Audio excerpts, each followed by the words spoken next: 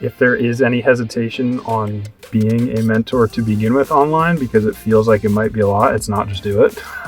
Because I totally felt that when I first heard about ICouldBe. I was like, oh my God, this is a lot. This is different, but it's not. And it's pretty fun to go through. I think maybe after the first week or two, just felt natural, kind of its own progression.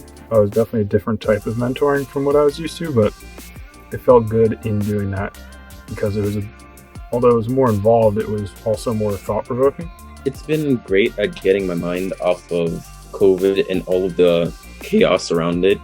And I feel like I've built an even closer relationship to Ryan because it's online. I don't know how it's helped Jalen, but dude, like, I'm so glad that I've joined ICouldBe during the pandemic. Otherwise, I don't know what I'd be doing. Being able to offer guidance as a mentor is very different now that it's online, but it feels different in a very positive way.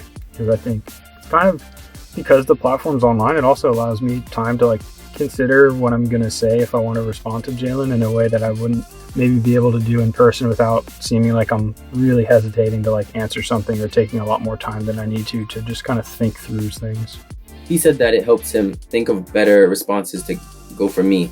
And it helps me think about his responses more in depth than I probably would in person. I just kind of take my time in how I respond so that I don't give Jalen like a short change response. I want to be thoughtful in what I have to say. And the chat just allows me to do that. I don't think there's an expectation for rapid response, but there is an expectation for consistency. So because the chat is kind of asynchronous, I get a chance to think about what I'm going to say before I say it.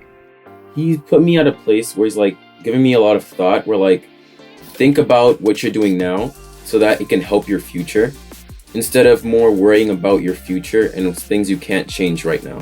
So I think a lot of the advice that I try and give him is pulled from just personal experience. I feel like I came to seek this mentorship. Like, I feel like I happened upon Stoke by chance, and I realize now that that chance is one of the best things that happened in my life.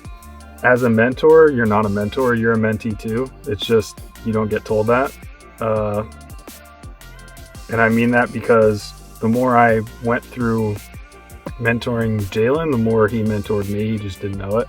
Having a second person there to like bounce off your thoughts, it helps a lot. Like, no matter how insignificant it may seem, it really does help a lot, even when you don't think it's like that much of a deep conversation. It really makes you appreciate those moments more in your life. I don't think there's many reasons not to mentor. And so because of that, it's just very simple to say that offering your advice or guidance really doesn't take much, and it goes a lot longer or a lot farther than you would think. So why not?